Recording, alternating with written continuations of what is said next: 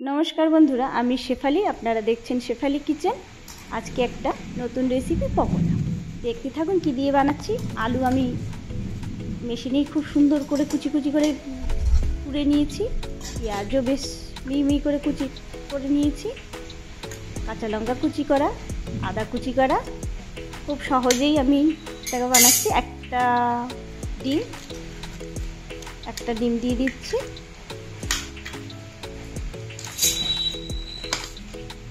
খুব সহজে বর্ষার একটা সুন্দর একটা রেসিপি। স্বাদ মতো লবণ,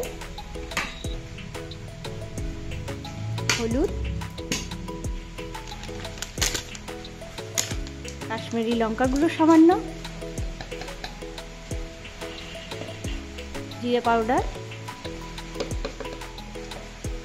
সামান্য ধনে পাউডার,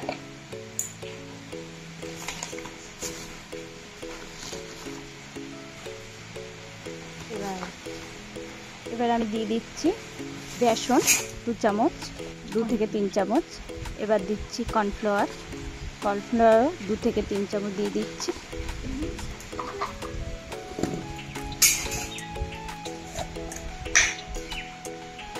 এবার এটাকে ভালো করে সামান্য একটু গরম মশলা দিলাম। এবার এটাকে ভালো করে জল দেবো না কিন্তু বন্ধুরা, সুন্দর করে শুকনো শুকনো করে মেখে নেব। বর্ষা এসে গেছে, বর্ষার একটা খুবই দরকার ছিল বাঙালিদের।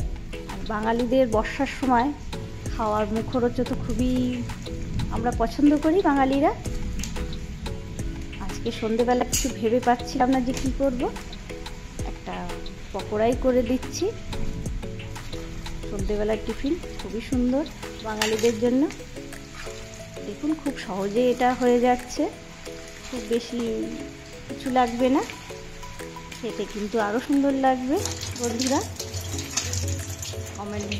কমেন্টে জানাবেন কেমন হয়েছে। মাখাটা আমার কমপ্লিট। তেল দিয়ে দিয়েছি, এবার তেলটা গরম হলে এবার পকোড়াগুলো আমি ভেজে নিচ্ছি। কমেন্টে অবশ্যই জানাবেন বন্ধুরা কেমন হয়েছে।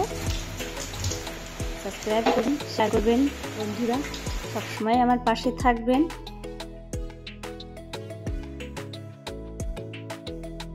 খুব সুন্দর করে আস্তে আস্তে হাত ধিমে আছে লাল করে পকোড়াগুলো কিন্তু আমি ভেজে নেব।